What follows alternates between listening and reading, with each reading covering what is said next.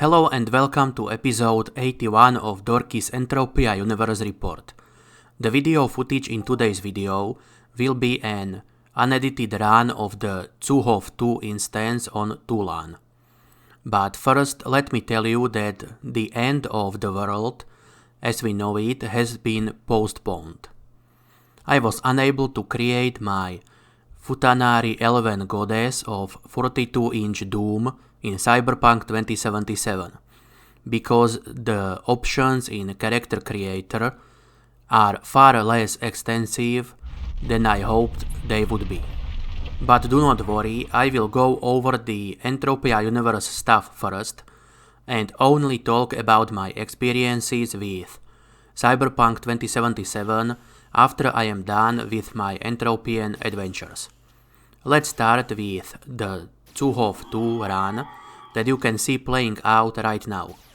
The whole run took me about 23 minutes, using mostly the combo of Omegaton M83 Predator, CDF Edition and Ketsuishi Honor. The overall cost of my CUHOF 2 run was 129 PED and 46 PEC, while all the loot put together came up to measly 101 PED and 29 PEC. In other words, when I was looting the chests, I felt like I was standing in the pit down under the latrine with my mouth wide open while someone who overdosed on cheap burritos the night before was doing their morning business. But that is nothing new. The loot in instances like this tends to be on the low end most of the time in Entropia Universe. Instead of exciting loot with somewhat decent TT return, you will get a giant Mr. Stud in your rear door without the courtesy of a reach around. Although I do hope my little rant there did not sound too much like I was complaining and unhappy. I still enjoyed my CUHOF instance runs and will likely come back and do some more at some point in the future. Anyway, I will leave the footage from my CUHOF 2 run unedited, other than adding some numbers and text notes in appropriate parts of the video. So today's video will be a bit longer, same as the last week's episode. If I run out of things to talk about early, I will just find some music track that I like in YouTube's audio library and fill up the rest of the video with that. By the way, if my voice ends up sounding a bit weird and coarse, it is because I was snoring like a mother trucker last night. By the way, today's episode covers the week from Monday 7th to Monday 14th of December 2020. I spent the first few days of the week on Tulan, hunting small mobs to work on my codex missions, doing a little bit of mining and chilling at the crafting machines. Hunting loot was oddly decent.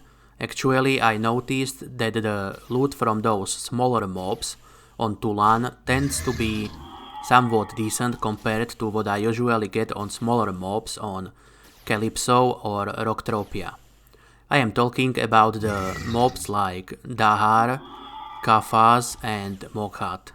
Tabs seem to be a bit more greedy than those other mobs, but even they sometimes give good returns. Anyway, even though I planned to stay on Tulan for a few weeks, I just picked up my shit and left the planet after I finally read through the Sirens version update notes. Or perhaps I should have said that I read through them again and what I read finally sank in. Anyway, my plan was to go hunt weak Penelions for Christmas boxes in the newly added solo instance and maybe to collect the stuff needed for that new Penelion armor. My Sirenian trip only lasted one evening, because the instance seemed to be bugged. Tail tips needed for the armor mission were not dropping at all in there, even though they were dropping from weak Penelions outside the instance, according to some people in Siren chat channel. And on top of that, the great drop rate of boxes from that mob seemed to have been a bit overstated, or at the very least changed in the Tuesday's hotfix, although they do seem to drop them at a decent rate. Either way, Siren was swarmed with green dots, and it took quite a while of clicking like mad to actually enter the hunting instance because the servers could not handle the load of people hunting inside them and new hunters trying to get in all the time. I do not think I have ever seen so many people on Siren, certainly not all at the same time. Anyway, after it became apparent that the loot in the weak Penelion instance is either bugged or intentionally lacking certain loot items, I went back to Tulan for a bit, but I was no longer feeling like that is the place where I should be spending my time. So I went to check out Next Island and Ancient Greece. And my first night there, Cyberpunk 2077 came out. Instead of properly exploring the place and working on the newly added Codex missions, I have been chilling at the market in Ancient Greece and AFK crafting ever since December 10th. Mobs and mining have to wait until I have had enough of the other game to consider spending few of my free hours playing Entropia Universe again. Anyway, overall, I about broke even this week and I went up few hundred skill points, but have not hit the 361k total skill yet. However, I did accomplish one thing that I am proud of when it comes to skilling. I reached level 34 mechanical engineer just before midnight on Sunday. I will try to hit the 361k total skill before the next week's episode, but I am not sure if Explo 1 crafting will be enough to accomplish that, or if I will have to go and hunt something for a bit. And if the latter is the case, then I have no clue if I will be able to force myself to play Entropia instead of Cyberpunk during my free time. Whatever the case, let's go over the deeds and shares now. I will start with the Arcadian deeds this week.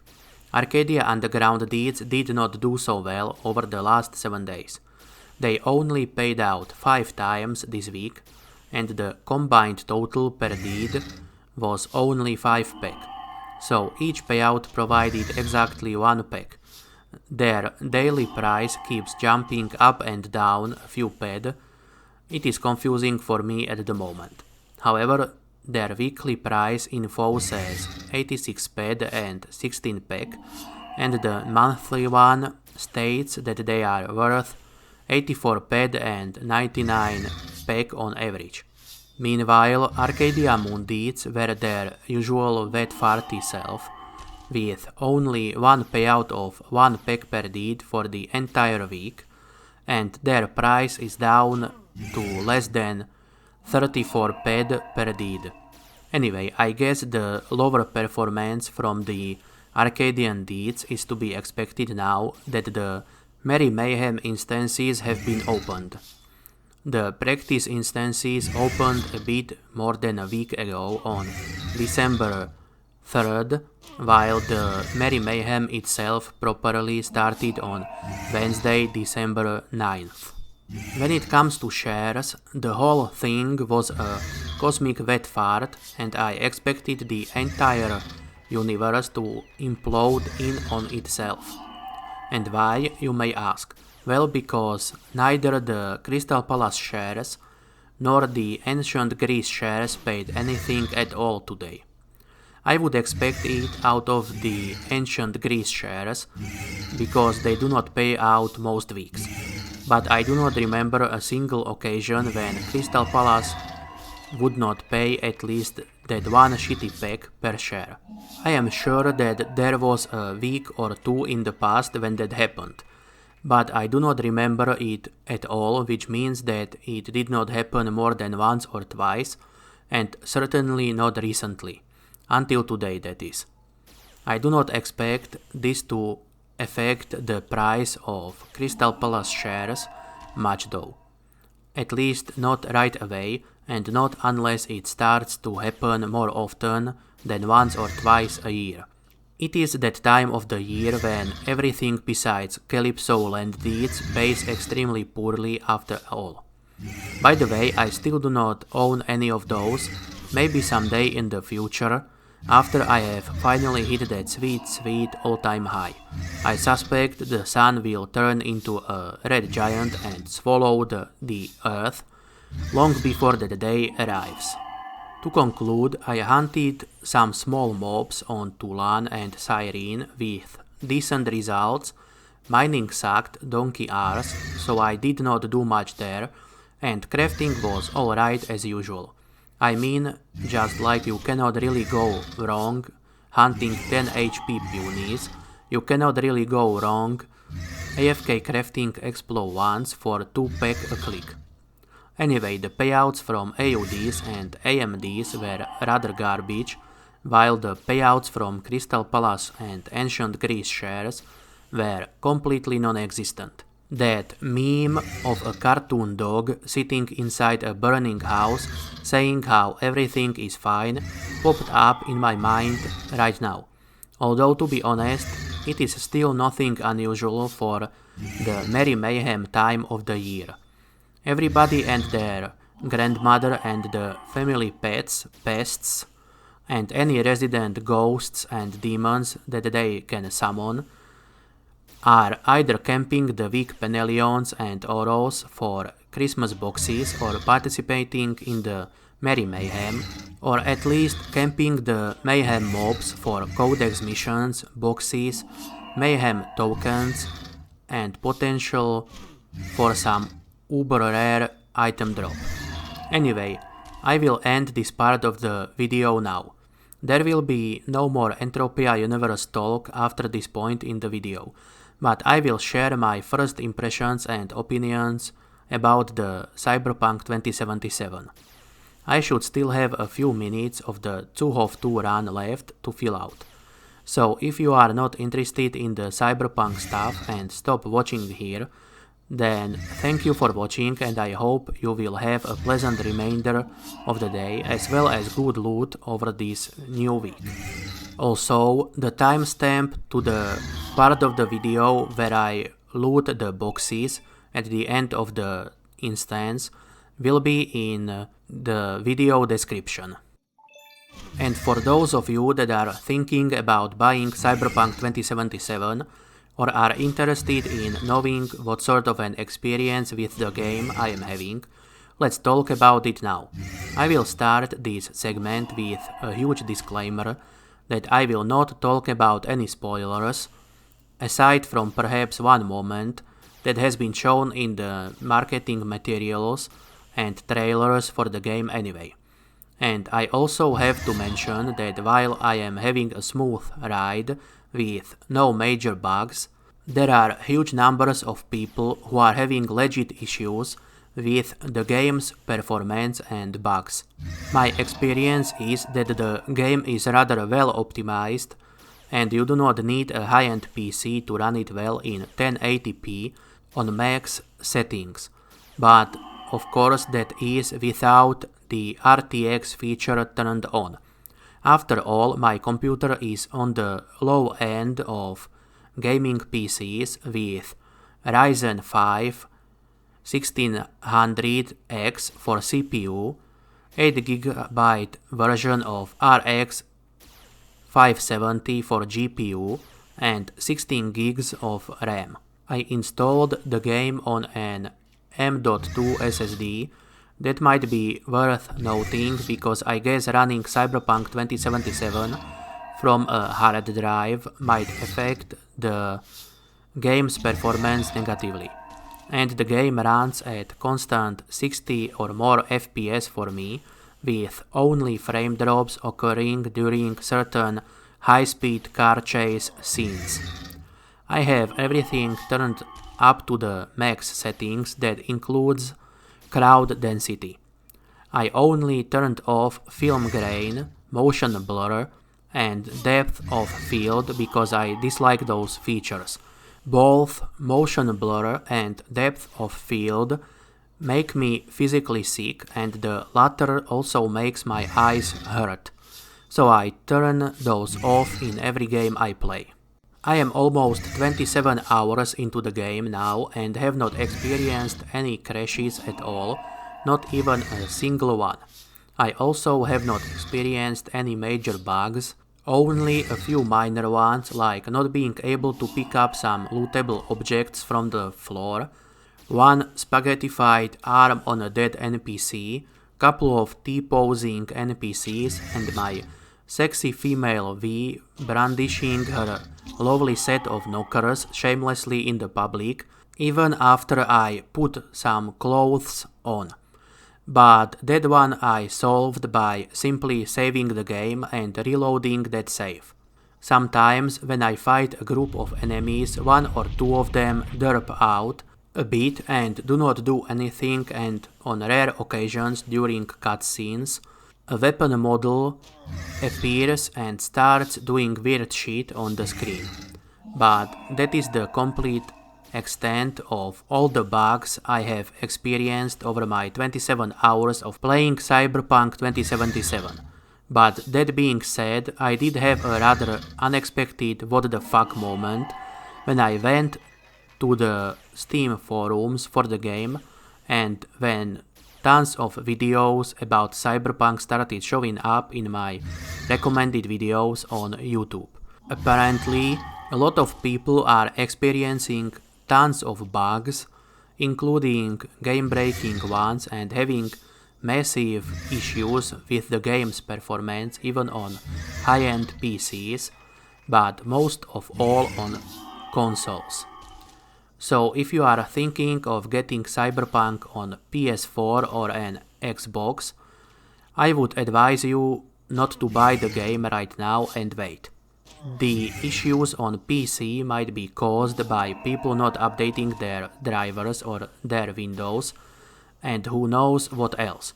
So there I would recommend the game if your computer meets the requirements.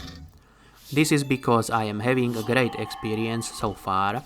The reviews on Steam are mostly positive, with over 150k reviews in total, and there are hundreds of thousands of people playing the game concurrently at all times. So people having game-breaking issues on PC seem to be the minority. I cannot say much about the story, as I only finally finished prologue after nearly 27 hours in-game, because I just kept running around that one part of the city you are allowed to explore during the prologue. The place is beautiful and gives an impression of a real city, with all the people doing their random shit, makeshift tents and campsites littered all around the place, even on some rooftops, and random crimes going on all the time. You can intervene in those and help the NCPD, which is what I kept doing a lot. They provide decent loot, experience, and lots of fun slaughtering the criminals. I also did a bunch of side jobs for a fixer and kept attacking gang members when I came upon them while exploring the place. Needless to say, I have not had enough time to explore the whole area in my 24 hours or so before I started doing story missions to finish the prologue.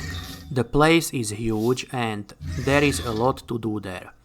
I came out of prologue with a really nice subdermal armor that adds 200 points to my armor rating, some really nice weapons, decent level, and well over 100k in cash on top of it all.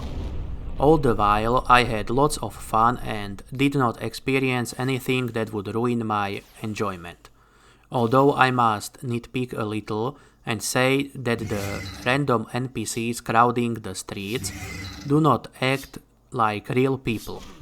On rare occasion, They will spawn out of thin air in front of you, or despawn while you are following them around, although the random stuff they do while around does add a lot to the atmosphere of the city being alive and overcrowded. I particularly enjoyed watching a dude dressed in worn out clothes rummage through a dumpster, or watching a dude sit on a dirty mattress on the ground next to a cardboard sign saying that aliens abducted his wife and kids, which made his life happier. On the other hand though, the named NPCs look and act like actual humans, especially during cutscenes and conversations important to the story. I really feel like I am talking to an actual person during those conversations. Well, except for those few occasions when a random weapon model spawns in their hand and starts clipping through everything in a really weird and funky way. At those times I feel like we took a really weird acid trip. Anyway, back to the story. I have not played much through it so far, but I did like what I saw in the prologue. One particular moment made me really sad, and I actually kept searching for a way to save that particular NPC while I was taking a dump last night. I just liked that character a lot and wanted to save him, but apparently that is impossible. I am sure most of you already know which character I speak of, since that part of the story has been shown in promotional materials for the game.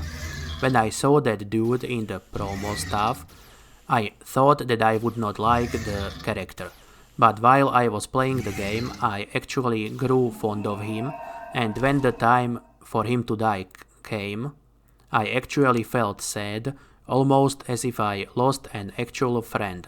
So I guess that says a lot about the quality of writing and character development, at least in the prologue part of the game, and I do hope the same quality shows throughout the rest of the game when I get to it after countless more hours of doing random crap around the city. Anyway, I think I will end it here and go play some more Cyberpunk while my avatar keeps crafting explosions on my old computer. Maybe I will upload some short videos from Cyberpunk 2077 in the coming days too, but I am not sure that I will be able to do so, because while the game runs smoother than a freshly shaven arse for me, I have not tried recording the gameplay yet. It should not affect the performance too much, but if it does, then I will be unable to record any videos to share with you. Either way, I will at least try, and if no Cyberpunk videos from me pop up in your feed, then I failed and will most likely admit to it in the next week's Entropia Universe report. So, thank you for watching. I hope you will have a great day, and please let me know your thoughts about Entropia Universe, loot, Merry Mayhem, as well as any experiences you have had with Cyberpunk 2077 if you already bought and played the game, or watching streamers play it if you have done that. Also, please consider leaving a like and subscribing to the channel. Thank you.